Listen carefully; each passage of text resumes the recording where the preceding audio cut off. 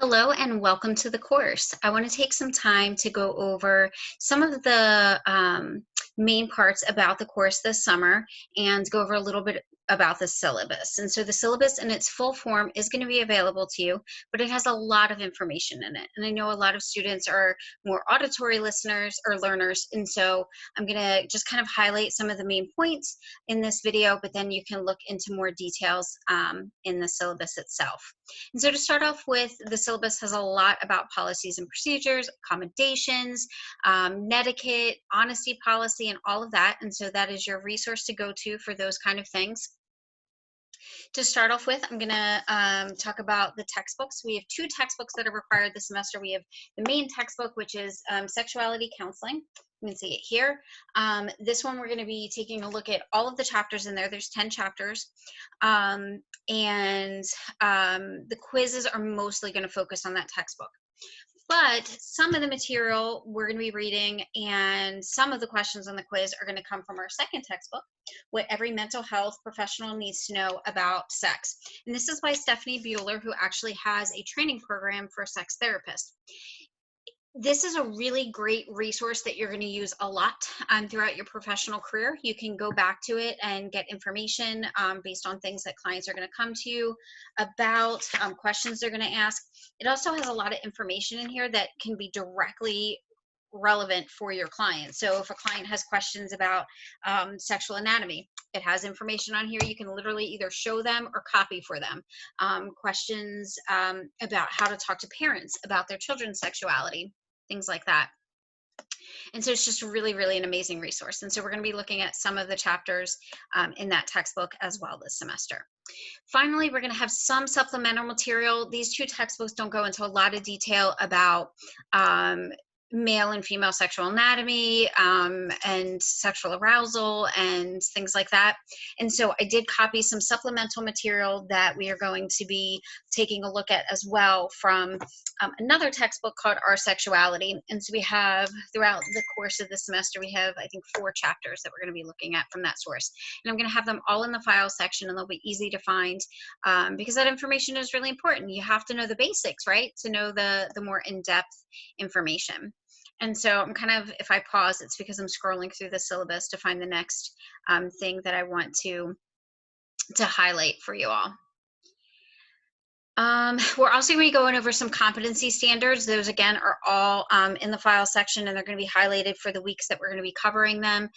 Included is working with LGBT individuals, trans-specific standards, spiritual, ethical, and religious values, marriage and family, therapy, and multicultural competencies as well. And so you might be familiar with some of them, but we want to make sure that they are covered where it specifically relates to this course. Some things you want to make sure that you go to the Start Here page and move forward from there, going through the modules. That way you will not miss anything. All of the module head pages will have the information for the week, but if you continuously go through that straightforward or click to the week and head to that week, then you will assure that you do not miss anything that you need for any of the weeks. The expectation is that you would log into the course 2 to 3 times a week, making sure that you're updated on anything. All information that I will need to get out to you, I'm going to be sending through announcements. You want to make sure that you're looking at your emails and not just kind of deleting them, but taking a look at what the content is. If there's any changes to assignments or due dates or anything like that, you want to make sure you look there. If you have any questions, you can feel free to email them to me. If there are things that you can email, that's great. You could also text or call me if you want to talk about it a little bit further. Expect that I'll get back to you in 24 to 48 hours. So be patient if you haven't heard back from me right away. But if you haven't heard back from me in 24 to 48 hours, then you can email me again, because maybe I just kind of missed your email or something like that. And so follow up after a day or 2 if I haven't responded. Getting into the discussion forums, this course is pretty heavy on the reading, especially when we only have 12 weeks. And so I have cut down the number of discussions that we're going to be doing this semester because I really want you to focus on the readings and really incorporate the material into kind of your memory and your knowledge so that you have that to work with as you move forward. And so we have 7 discussions that are going to be posted throughout the semester. Of those 7, we have, well, actually, technically we have 8 because one is your personal video introduction. And then we have 7. 3 of those are more of your traditional discussion questions where you have to do an activity. I give you a prompt that kind of takes you through some kind of activity or exercise, and then you're responding to the thought questions that I've added, or you're reflecting on your experience. The one you're watching a movie, a short movie, and talking about that. The other 4 are podcasts. And so those 4, I've added anywhere from 2 to 4 podcasts, maybe 2 to 5 podcasts for you to choose from. They're anywhere from a half an hour to an hour in length. So they're not super long, but you can choose to listen to 1, 2, or all the ones that are listed. And in your discussion, your initial discussion post, you're going to be talking about what you learned, what you gained from it, how this is going to help you moving forward as a clinician. If you do listen to 2 or more, kind of compare and contrast what was different, what was the same, all of that kind of wonderful stuff. And so when you respond to those discussions in your initial post, somewhere around 200 words or 20 lines is what I'm looking for. I'm not going to be counting, but you want to make sure you fully respond to the question and you really relate it to yourself, your life, and your professional career that you have to look forward to. In addition, you may respond by typing that initial response, or you can post a video of yourself, just like this one, kind of talking about your response to it. You can add resources, links to different web pages, or YouTube videos, or other podcasts, or other ways of getting information. You can use resources such as your textbook. You want to get the information out of there, or additional supplemental resources that you might be getting the information out of. And so really make it a nice full initial response. And then you only have to reply to 1 of your peers throughout that week. So you could reply to more than 1. That would be wonderful. I'd love the discussion to get that in depth, but I'm only requiring you to reply to 1. So just make sure you're reading a couple different peers' posts and replying as you can. When you reply to your peers, what's going to count as a substantial post that you're going to get credit for is that you follow an ABC method. So you start off by acknowledging what the peer wrote. So I really liked when you said this. I agree with this point, or I disagree with this point, or whatever. And then you want to build on it. And by building on it, you want to say, like, this has been my experience with that, or I haven't actually had any experiences with that, or I once heard this that kind of connects to it. And then you want to sort of add something to it, and you add something by adding an additional resource or a link, or additional examples and things like that. And so you really want to have a nice full response to your peers. That's the best way that we're going to be able to learn from each other, right? And so you don't want to just kind of like, I like when you said, and then literally quote them, and that's the end. That doesn't count as a substantial response.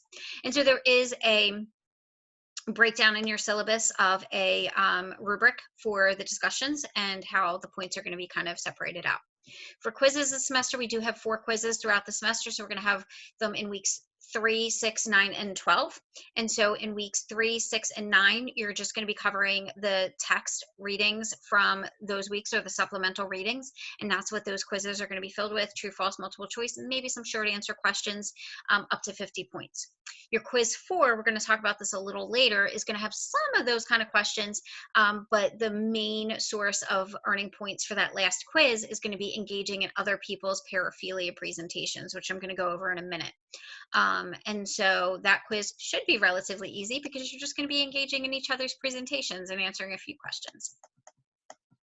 Next, onto the assignments. The assignments all need to be in APA format, so that's very important when you turn all of these in. First, we have a pre and a post-class reflection. You're going to talk kind of about, this is due in week 2, you're going to talk about where you're at, what do you know, what do you hope to learn, what are you uncomfortable with, all of that kind of stuff. And then at the end of the semester, week 12, you're going to turn in a post-class reflection. What have I learned? And where you're at at the end of the semester, and where you want to do some additional learning. You have an experiential activity in paper. This is where you're going to engage in an activity that maybe puts you a little bit out of your comfort zone or makes you a little bit uncomfortable when you think about it. And so some examples of this could be, going to a strip club or a drag show, interviewing a drag performer, taking a pole dancing class. It could be watching pornography, or watching some kind of movie or video, or engaging in a webinar or training related to sexuality.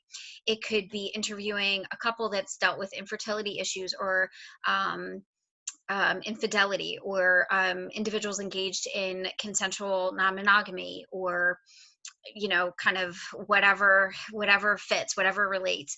And so I know in the times of COVID-19, this can present some challenges and limitations on what you do, but try your best. I mean, there's lots of things that you can do online. You can do interviews with people, through Zoom or FaceTime or the phone.